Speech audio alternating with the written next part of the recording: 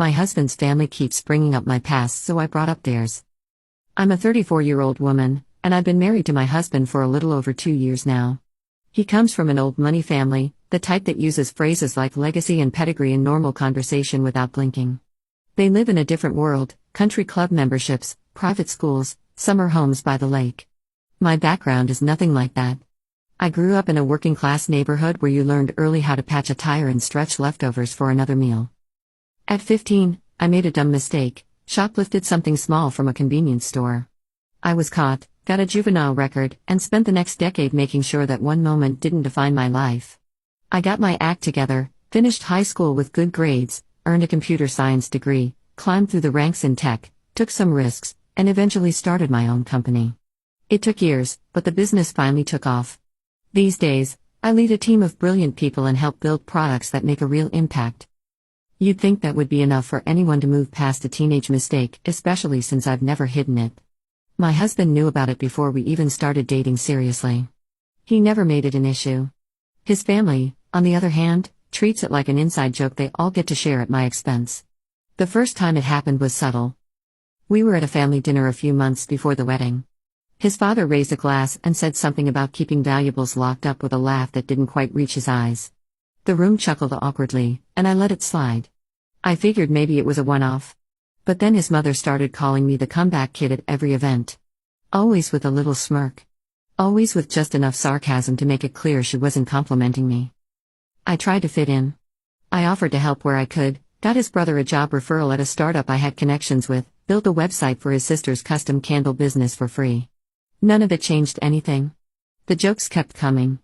At a neighborhood barbecue hosted by one of their friends, his brother loudly handed me a plastic fork with a wink and said, "Just in case anything goes missing." People laughed, but I saw the way some of them looked at me, like the joke had some truth to it. That night, I asked my husband to say something. He told me he didn't like the jokes either but felt trapped between loyalty to them and protecting me. I wanted to believe him. But then I found out they'd brought up my juvenile record at his bachelor party. They told stories about how he tamed the wild one and rescued a lost cause. I wasn't there, but a friend of his pulled me aside and told me everything. The way they laughed, the way they made it sound like I should be grateful they let someone like me in. At that point, I stopped hoping they'd grow out of it. I didn't confront them. I didn't yell. I just started paying attention. I began digging, not to start a war, but to protect myself. I searched public records. I hired a background researcher who owed me a favor. I made some quiet calls. What I found left me stunned. His uncle had a sealed case related to drunk driving and a hit and run from years ago. His father had been named in a tax investigation that vanished before it hit the papers. His cousin got expelled from college for academic fraud, but the family told everyone she left to explore her passions. I didn't say anything. I put everything into a folder and locked it away. My husband didn't know about it yet. I didn't want to drag him into something unless I had no choice, but I wasn't going to stand there smiling if they kept using my past as a party trick. Then came the baby shower for our first child. We hosted it at our house, tried to keep it simple. My parents were there along with close friends. His family showed up early with big gifts and big grins. His father stood up to give a toast. I thought maybe, just maybe, he'd keep it respectful for once. Instead, he said, "It's amazing what someone can accomplish after juvenile hall." Everyone laughed like it was just another funny line. Except this time, my parents were sitting right there, my colleagues, our friends. That was the moment I knew I had to act. Not to get revenge, not to start drama, but to set a boundary they couldn't cross again. I'd stayed quiet too long, tried too hard to play nice. I wasn't the 15-year-old kid they liked to joke about. I had worked for everything I had, and I wasn't going to let anyone, especially not the people closest to my husband, keep dragging that one moment around like a leash. The baby shower was held at our new home. We had just moved in a few weeks earlier, and I wanted everything to be perfect. I had the backyard cleaned up, brought in extra seating, and hired a local bakery to handle the desserts. My husband took care of the invitations and decor, and we made sure to include both sides of the family. His family showed up 20 minutes early. His parents brought a mountain of wrap boxes. His brother carried in a custom bassinet with a handwritten note, and his sister brought a 3-tiered diaper cake that looked like it belonged in a magazine. On the surface, it all looked generous, but it didn't take long for the old patterns to surface. His father walked in, looked around, and said loud enough for everyone nearby to hear, "Amazing what someone can do after juvenile hall." It was delivered like a joke, but the way a few guests exchanged looks told me exactly what they were thinking. My husband didn't respond. He smiled weakly and went to pour drinks. Later that evening, when we had a moment alone, he apologized for the comment. He mentioned how his father just gets like that and brought up his blood pressure and how the stress of confrontation might make things worse. It wasn't the first time he had excused it as humor. I didn't argue. I nodded, then went back to the party. While giving a few of the guests a tour of the house, I noticed his sister walking slowly through my home office. I'd spent time setting it up, a few framed awards, my company's logo etched on a glass plaque, and photos from our launch event. She stood by the desk holding her phone up. I asked if she needed anything. She said she was just admiring the setup. I let it go. That night, after everyone had left and we were cleaning up, I checked my phone. A friend had messaged me a screenshot. His sister had posted one of the photos from my office. The caption read, "From thief to CEO, only in America." No tags, no names, but it didn't need any. Everyone close enough to know our story would know exactly who it was about. I showed my husband. He told me to breathe, said his sister didn't mean harm, and reminded me about his mother's high blood pressure and how his father had been losing sleep. I told him I wasn't asking for permission anymore. This wasn't just a joke.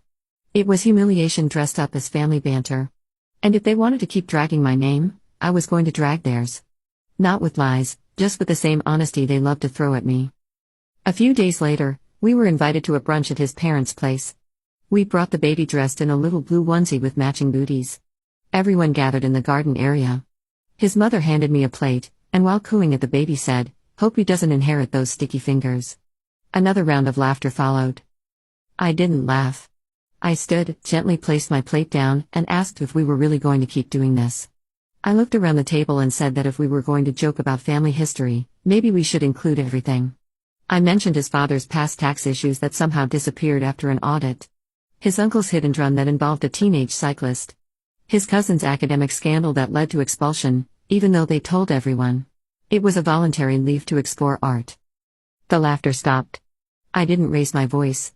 I reached into the diaper bag and pulled out the folder I'd been carrying. I placed it on the table. The tabs were labeled. I didn't open it. I didn't need to. Everyone knew what it was. His father stood up, red-faced. His mother slammed her napkin down. Some of the guests got up and left. A few stared into their plates. Nobody said another word to me. I picked up our child, looked at my husband, and we walked out together. No shouting. No goodbyes. Just silence. That night, my husband sat with me in the nursery as we rocked our son to sleep.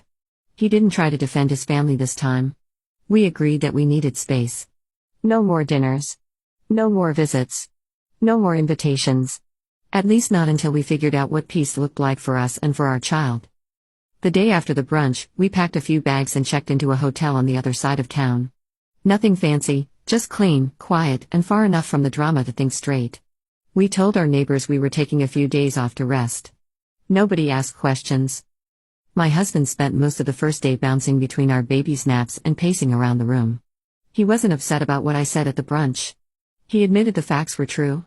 What got to him was how everything played out in front of so many people. He kept going back to the scene, his father's reaction, his mother's face, the way the guests froze. He never denied what they'd done over the years, but he hadn't expected it to be aired like that. I didn't argue. I reminded him of every dinner where I sat through their comments. Every event where someone threw in a jab about my past like it was family trivia. I'd asked him to speak up more than once. Nothing changed. I didn't choose public exposure because I wanted attention. I chose it because private conversations went nowhere. His father called 3 times that afternoon. No apology, no reflection. Just voicemails demanding he rein in his wife and fix the mess before the family name took a hit. He listened to one of them with the volume low, shook his head, and told me he was done. He opened his contacts and blocked his number. Later that night, his mother sent a long text, paragraphs of passive-aggressive guilt, painting me as vindictive, unstable, and dramatic. She claimed I had shamed them in their own home and poisoned the family. I replied with a short message, listing the years of insults, screenshots of their online comments, and examples of how they've made my past a running joke, then blocked her number and social accounts completely. The next day, I got a notification. His brother had quietly unfollowed my company's page. That wasn't a surprise. But a few hours later, he posted on his personal profile, "Some people dig their own graves and then ask why no one's at the funeral." It didn't name anyone, but the timing wasn't subtle. I forwarded the post to a lawyer I'd worked with on a previous business deal. He looked it over, confirmed that nothing I said at the brunch broke any laws. Everything I shared was backed by records, public information, court filings, confirmed dates. Still, I didn't want things to spiral online, so I drafted a message and sent it to his brother.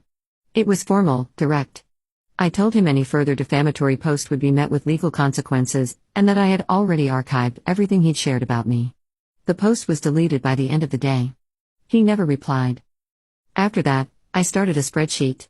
I documented every message, every call, every post. I added timestamps, archived screenshots, and kept it backed up in 2 cloud drives. I wasn't planning a lawsuit, but I wanted to be ready if this turned into something uglier than it already was. Back at the hotel, my husband and I had our first serious conversation in weeks. No distractions, no family interference. I told him he was free to maintain any kind of relationship he wanted with his parents, his siblings, whoever. But our child wouldn't be part of it, not if that environment stayed toxic. He nodded. No hesitation. He agreed to pause visits, decline calls, and told me that trust had to be earned, not inherited. We scheduled a counseling session that same week. It wasn't just for damage control. We needed it. The therapist was calm and sharp, asked hard questions. Within minutes, it was clear that his avoidance, his silence, had played a big role in how long this had gone on. Not maliciously, but out of fear. He said he thought ignoring it would make it stop. Instead, it made it grow. I wasn't angry in that session. I just laid out what had happened. The name-calling, the online posts, the baby shower toast, the brunch. The therapist didn't rush to conclusions. She helped us build a plan. Part of it included something I suggested, a formal conversation with anyone in his family who genuinely wanted to rebuild trust, but not over dinner, not casually. Only after they met 3 conditions: acknowledge what happened, apologize without excuses, and agree to boundaries going forward. We stayed at the hotel for 4 nights. It wasn't a vacation, but it gave us a break. No visitors, no texts, just time to think. When we left, I felt like we had finally drawn a line, not out of anger, but out of necessity. A few days after we got back home, I received a message through a mutual friend. It was from my husband's cousin, someone who had been quiet during all the family drama but had always been polite. He said he appreciated what I said at the brunch, said someone needed to break the silence. He asked if we could meet discreetly. Not at his place, not at mine, just somewhere neutral. We met at a small park across town. He showed up with a folder of his own. He wasn't looking for revenge. He said he just wanted to talk.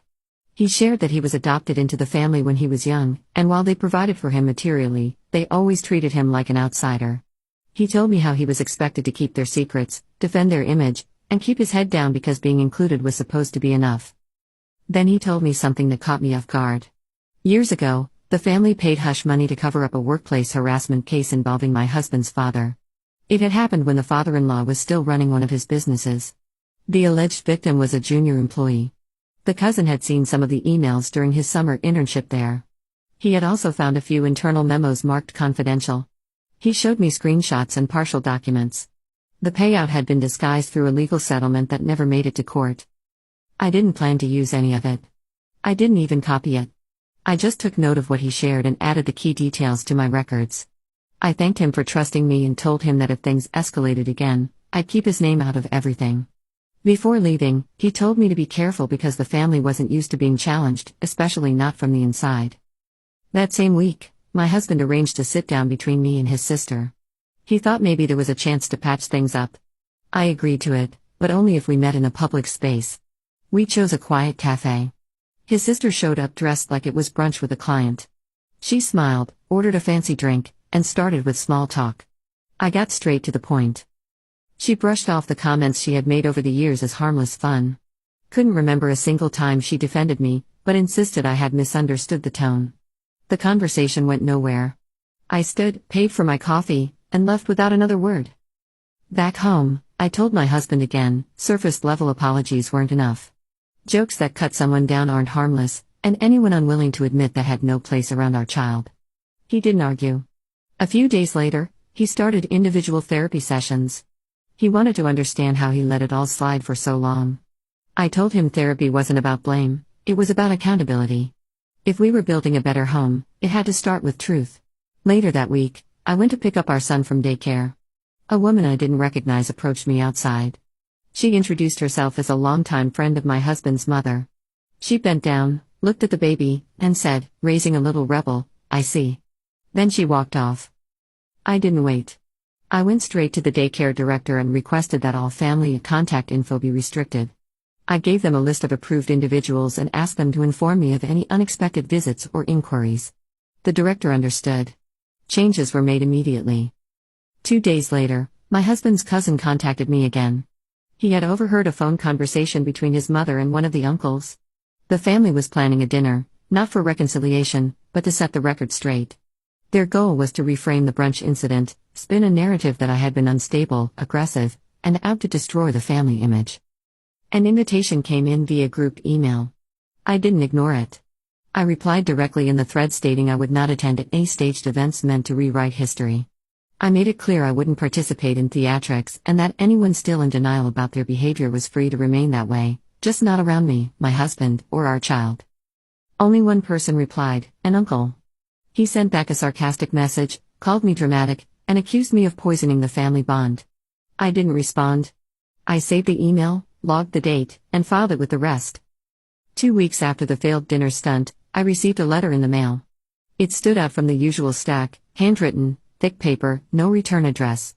Inside was a folded note from my husband's aunt, written neatly in blue ink. She started by apologizing for not speaking up sooner. She said she had seen the comments, the jokes, the quiet digs, but stayed silent to keep the peace. She admitted the family was fully aware of how I was being treated. They just chose not to call it out because it was easier to go along with it than to challenge it. I gave the letter to my husband without a word. He read it once, then read it again.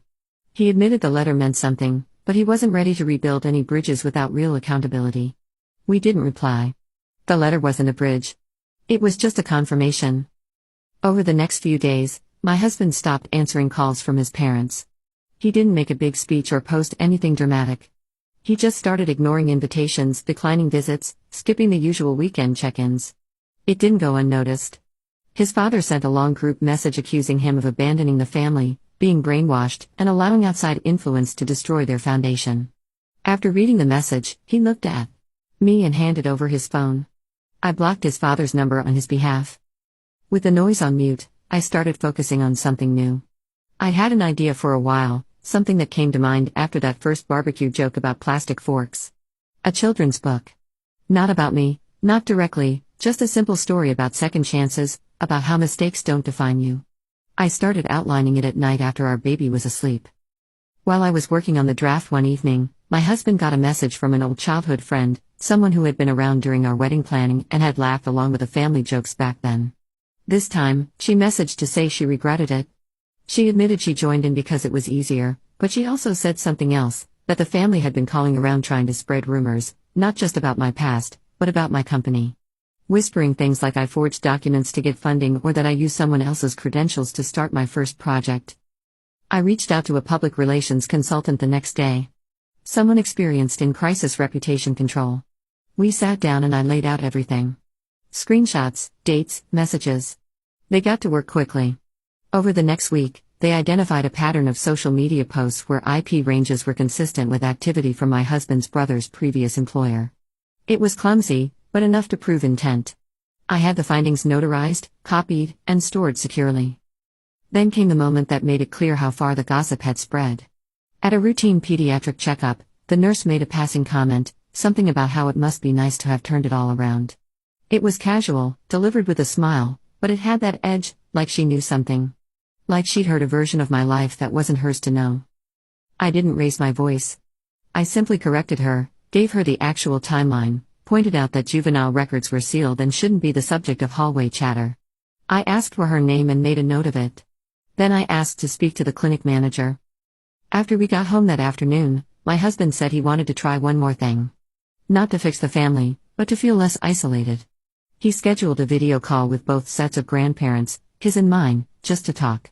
His goal wasn't to repair what was broken, but to see if anyone from the older generation could understand the bigger picture. The video call happened on a Sunday evening. Both sets of grandparents were on. My husband led the conversation. He didn't raise his voice, didn't sugarcoat anything. He walked them through the timeline. The years of subtle humiliation, the constant jokes about my past, the silence that followed every time someone crossed the line. He explained why we had stepped away and what would need to change before we ever returned. His grandparents didn't push back. In fact, they responded better than anyone expected. His grandfather leaned forward and said he was tired of the family pretending image was more important than integrity. He shared a story none of us had heard before, how he once made a major financial mistake in his 30s, a bad investment that nearly cost the family business, but no one turned it into a punchline. No one used it to define him. He said what they had done to me wasn't just unfair. It was cruel. I stayed quiet for most of the call. Let him speak. Let them listen. But for the first time, I saw someone on his side not just hear us, but actually stand up and say, this was wrong. It didn't fix everything, but it mattered. A few days later, my husband told me his cousin, the one who came forward with family secrets, had decided to move out of state. He'd found a new job and was cutting ties with everyone except us. He said he was tired of walking on eggshells and wanted to start over where nobody saw him as a liability. Around that same time, his sister reached out. She sent a message asking if they could meet at a spa and reset things. My husband didn't jump to accept. He asked for my opinion. I said it sounded like damage control, not real change. He agreed to meet, but only if it happened in a public place, and he brought a friend along for support. The conversation ended quickly. No resolution, just a boundary set where there had never been one before. The fallout came the next day. His mother sent a long message filled with guilt-tripping, veiled threats, and emotional manipulation. She talked about family loyalty, legacy, and how my husband had changed. She didn't mention any of the actual events, just blamed us for tearing the family apart. Without waiting for my opinion, my husband blocked his mother's number permanently. After that, we sat down and made a decision. We wouldn't be attending any family-hosted events for the foreseeable future. No holidays, no birthdays, especially not our child's upcoming first birthday. We didn't want to spend that day managing tension or dodging underhanded remarks. We wanted joy. We wanted peace. So we made our own plans. We invited only people who had stood by us, friends, neighbors, a couple of cousins, my husband's aunt who had written a letter, his cousin who was about to move. We set it up in our backyard. Simple decorations, a rented play area, a custom cake shaped like a storybook. Just laughter, music, and space for our son to crawl around without hearing anything sharp masked as a joke. After the guests left and we cleaned up, I sat down at my desk and started drafting something I'd been thinking about for weeks. Not a letter to reconnect, not an olive branch, just a statement of record, something to send if anyone tried to reach out again without addressing the truth. I wrote out the timeline, the history, and the expectations. I didn't name names. I didn't threaten anything. It was just a clear message. If anyone wanted to be in our lives, it would come with honesty and accountability, not nostalgia and denial. A week after our child's first birthday, I finalized the letter. It wasn't emotional. It wasn't written to plead. It was a formal, straightforward message addressed to every member of my husband's family. It outlined the timeline of events going back to the first incident, listed examples of the repeated disrespect, detailed the emotional impact on our family, and closed with 3 conditions for any future contact: truth, accountability, and permanent boundaries. Within 2 days, the responses started rolling in. Not apologies, just anger. A few of his cousins fired off bitter replies, blaming me for dividing the family, saying I was making a mountain out of nothing. I didn't engage. I blocked each of them and added the messages to my log. The only call that came with clarity was from my husband's grandmother. It lasted less than 30 seconds. She said, "You both did the right thing." Then she hung up. We drew our line in the sand that day. Not because we were angry, but because we had finally seen what peace could look like. And once you do, it's impossible to pretend the chaos was ever normal. 3 years have passed since that letter. Our son is 4 now, curious and kind, untouched by the shadow that once hung over our family. Last month, we received a formal envelope in the mail with a return address I didn't recognize. Inside was an invitation to his grandfather's 75th birthday celebration. There was a handwritten note at the bottom, no strings attached. Just family. My husband stared at it for a long time before setting it on the counter. "What do you think?" he asked. "I think we've been here before," I replied. That night, we talked it through. Not with anger or fear, but with clarity. We discussed what walking back into the house would mean, what message it might send to our son who was old enough now to remember faces, to notice tension, to absorb unspoken things. 2 days later, my husband's cousin, the one who had moved away, called. He'd received the same invitation. He told us his parents had divorced last year, that the family dynamics had shifted. His father, one of the uncles who had been particularly cruel to me, had experienced a health scare that apparently changed his perspective. The cousin wasn't making excuses, just sharing context. "Are you going?" I asked him. "Only if you two are," he said. "And only if we go in together." We decided to send a response. Not an acceptance, but not a rejection either. My husband wrote a brief note saying we would consider attending if his father was willing to meet us privately beforehand. We suggested a coffee shop downtown, neutral ground. To our surprise, his father agreed. When we arrived, he was already there, looking smaller somehow. The 3 years had aged him more than time alone could explain. He stood when we approached, awkwardly extending his hand to me first rather than his son. "Thank you for coming," he said, his voice lacking the confidence I remembered. The conversation wasn't dramatic. There were no tears or grand apologies. Instead, he spoke quietly about regrets, about realizing too late what he'd lost.